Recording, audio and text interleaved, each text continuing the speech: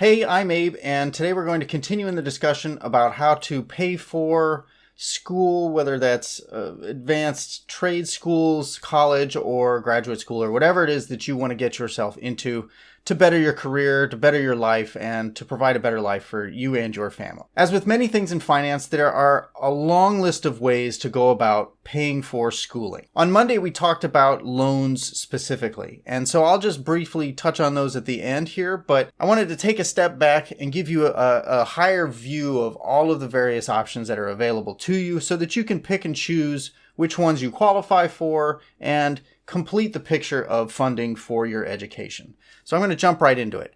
I guess the first two or three items are things that aren't going to necessarily give you money, but they contribute to the equation significantly. And the first one is to pick your school wisely.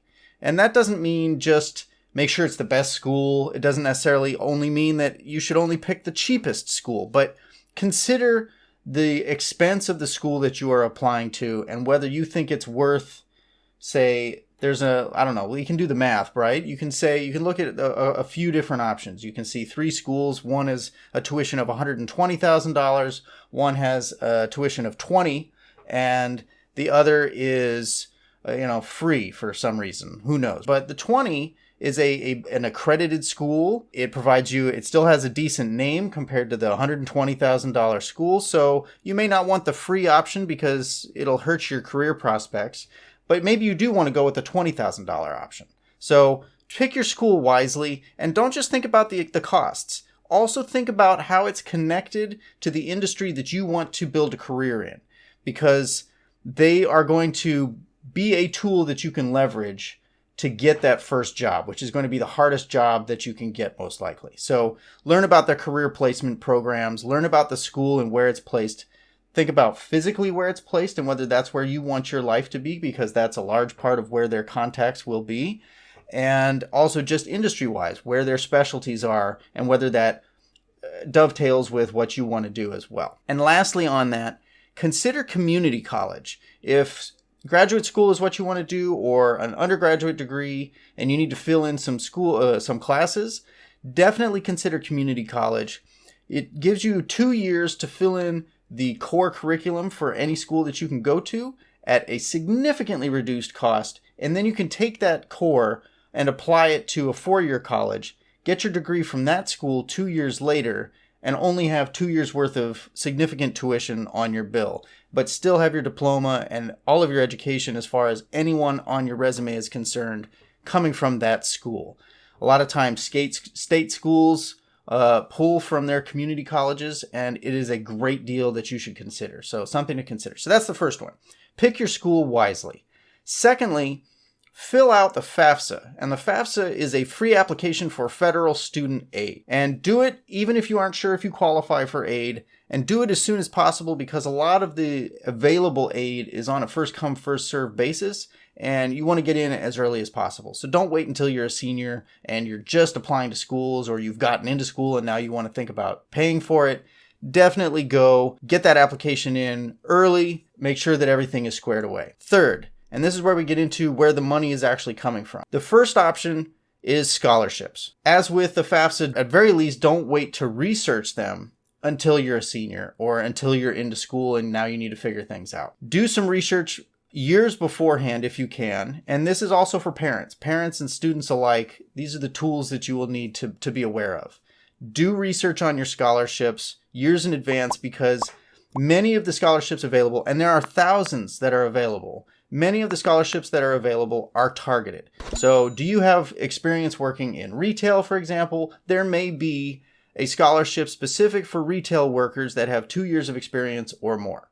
Right? And so if you only look that up when you're a senior, well, you don't have 2 years then to go and get that experience so that you qualify for that scholarship. But if you are a freshman or a sophomore, maybe now you have time to put in a little bit of time, get some work experience, which is beneficial anyway, and qualify for an additional scholarship. It can't hurt. Scholarships, unlike loans, don't have to be paid back. So that is critical. So the more you can pay for with scholarships, the better off you will be. Definitely, because there are thousands of them, use an online scholarship search tool or filter to dig through them and to find the ones that are best for you. The fourth option, and just second, I guess, overall, but we'll stick with the larger numbering scheme. Fourth is grants. And grants are similar to scholarships in that you don't have to pay them back.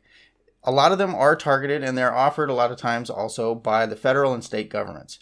Pell Grants are one of the big options that most people are familiar with, and they are reliant upon an active FAFSA each year. So if you are getting Pell Grants, be sure to continually update and activate or resubmit your FAFSA application each year you're in school so that they don't lapse. Federal and state governments have various grant programs that you can apply for, and because there are so many of them, you will, similar to scholarships, want to use an online search tool to find the ones that you qualify for and apply for those. Fifth option is a work-study program. Thousands of schools across the U.S. anyway offer work-study programs which allow you to get a job on campus, work for the college. You then get aid as a result. And not only do you get aid, but you get paid for your time. You have a job. You are earning money, which gives you income to spend on, say, your housing or anything else, any of your expenses. It gives you work experience and references for your career after you graduate. It gives you connections for networking, and that will also set you up for your career search as you go to graduate. And all of these things are very important. Work-study programs also rely on an active FAFSA. You need to be proven eligible in your FAFSA for a work-study program, and then you need to go and work with the school to find and apply for those jobs. It's a great opportunity if you can get it, and it's definitely something you should consider. Number 6, and this maybe goes without saying, but dig into your savings. Either you've had jobs throughout your childhood that you've been saving money for and you can put that towards your schooling, or maybe you've been working as an adult for a while and this is the money that you've put away for it. Take your savings that you've put aside. Don't perhaps spend your emergency fund on this, but take some savings if you need to fill in the gaps and use that here. And then 7 and 8 are federal loans and private loans. And if you look at Monday's video, you can see all of the specific options that are available to you there. So those are 8 steps and options that you can consider to build your education with. And don't think that you can only get a scholarship or that you can only get a grant, and that once you get a grant, you can't get scholarships or you can't get other grants. You need to build basically a portfolio of funding for your education. Get as many scholarships as you can, get as many grants to add on top of those scholarships, get a job on campus, earn a little money, get those connections, do some networking, get a reference for your next job, and move on from there, right? Anything that you can't fill in with scholarships, grants, your income from the work-study program and the aid that came from it, and your savings.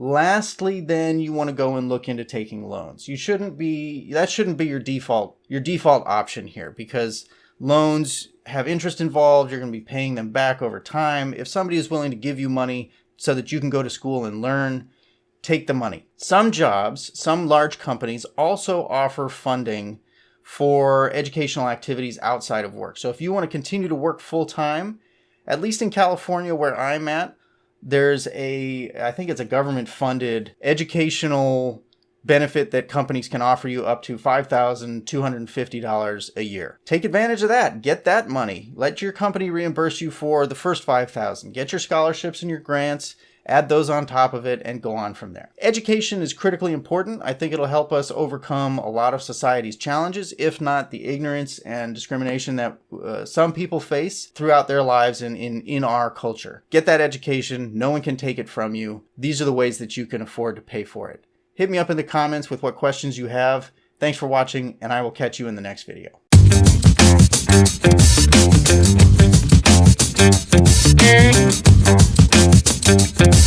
Thank you.